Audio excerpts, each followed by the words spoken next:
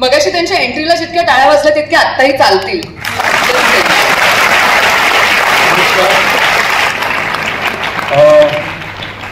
आज धर्मवीर मुक्काम पोस्ट ठाणे भाग 2 या चित्रपटाच्या म्युझिक अनावरणासाठी आपण इथं जमलेलो आहोत.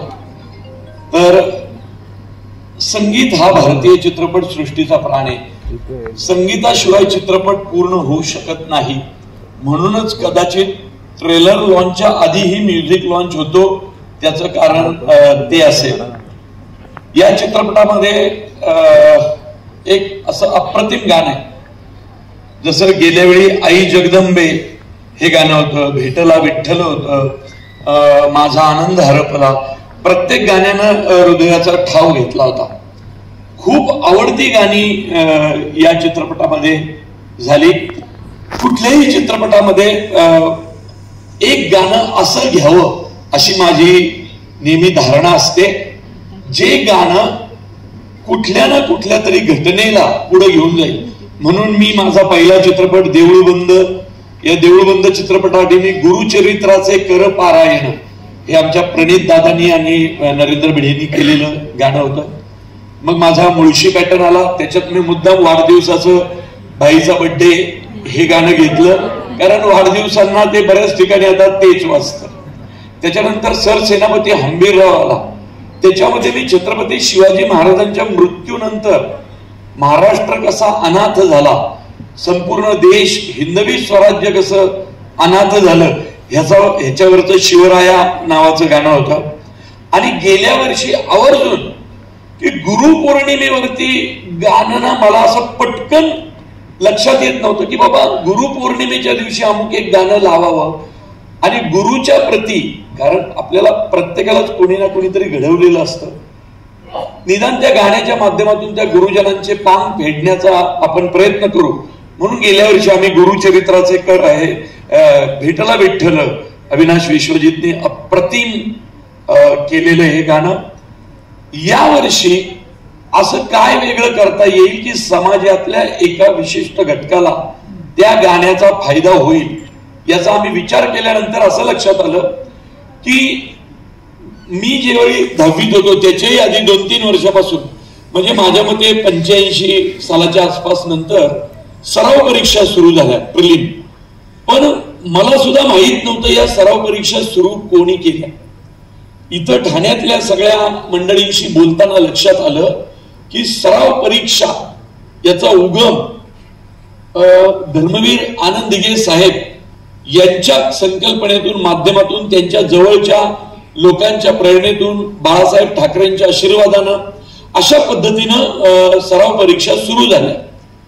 तर म्हटलं प्रत्येकाला, म्हणजे ज्यांना अशी माणसं असतात, खरं तर सगळ्यात सोपा विषय गणित आहे आणि सगळ्यात अवघड विषयही गणितच आहे. ज्यांना मार्क खूप पडतात ते म्हणतात ह्याच्या इतका सोपाच पेपर नाही. पण आमच्यासारख्यांना विचारा गणिताची भीती काय असते. म्हणजे आदल्या रात्री एकमेव पेपर ज्याच्या आदल्या रात्री मला नेहमी स्वप्न पडायचं, मला काही येतच नाही, पेपरात झाला, सकाळी उठलं की बरं वाटायचं, हाय अजून एक चान्स आहे, आणि मग आम्ही पेपरला जायचो. पण काय आहे की या गणिताच्या भीतीनं कित्येक छोट्या छोट्या मुलांनी म्हणजे खूप दडपण घेतलं या सगळ्याचं आणि शिक्षणापासून लांब राहिले. ग्रामीण भागात तर याचं प्रमाण खूप. म्हटलं नाही, आपण मुलांच्या मनातली ही गणिताची भीती काढली पाहिजे. जर धर्मवीर दिघे साहेबांनी मुलांसाठी सराव परीक्षा सुरू करून समाजाचं एक पद्धतीनं पांगच फेडलं, मुलांच्या मानगुटीवरचा गणिताचा बागुलबुवा त्यांनी दूर केला, तर मग आपण गणिताचं गाणं का नाही करायचं. असं गाणं ज्या गाण्यातून संपूर्ण देशातल्या मुलांना कळेल की गणित हा सगळ्यात सोपा विषय, गणित हा एकमेव असा विषय जो पैकीच्या पैकी मार्क मिळवून देऊ शकतो. एक वेळ मराठीत कधी 100 पैकी 100 पडणार नाहीत, यावर्षी तर एकाने तोही चमत्कार केलाय, त्याला 100% पडले. त्यामुळं गणित हा विषय आपण सोपा करून उलगडून सांगितला पाहिजे. आता गणिताचं गाणं लिहायचं म्हणजे अरे बापरे, गणित समजणारा माणूस पाहिजे. तर मग मी माझे डॉक्टर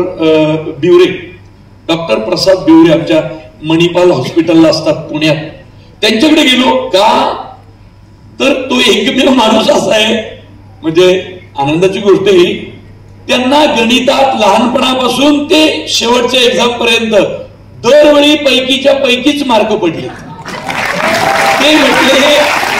ते म्हटले आजपर्यंत माझा गणिताचा एकही मार्क गेलेला नाही. मला तर आदरच वाढला. म्हणजे म्हटलं आता डोकं बिकं दुखलं तरी यांच्याकडे जायचं नाही, त्या माणसाला त्रास द्यायचा नाही. आणि मी त्यांना म्हटलं, सर गणित तुम्हाला जितकं सोपं वाटतं तेवढं सोपं करून सांगा ना समाजातल्या पोरांना. कारण दिघे साहेबांच्या चित्रपटातून समाज प्रबोधन हा मुख्य हेतू आहे. तर या गाण्यातून महाराष्ट्रातल्या तमाम पोरांच्या मनातली गणिताची भीती घालवा.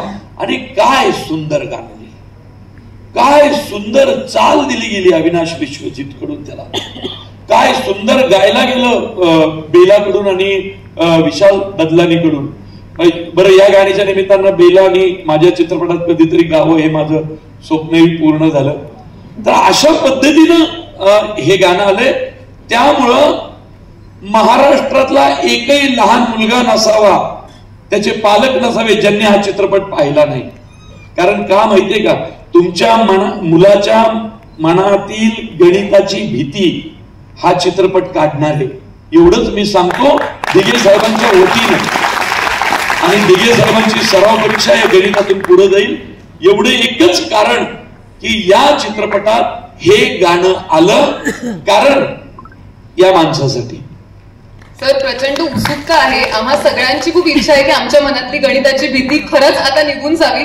तर तुमच्या वतीने मी तुम्हाला रिक्वेस्ट करते की तुम्ही सॉन्ग क्यू द्या. आपण हे गाणं पहिल्यांदा बघणार आहोत आणि खास करून मला सांगावं असं वाटतं की हा चित्रपट आपण हिंदी आणि मराठी अशा दोन्ही भाषांमधून आणतोय. त्यामुळे हे गाणं आपण मराठीत आधी बघणार आहोत आणि त्यानंतर आपण हिंदीमध्ये देखील बघणार आहोत.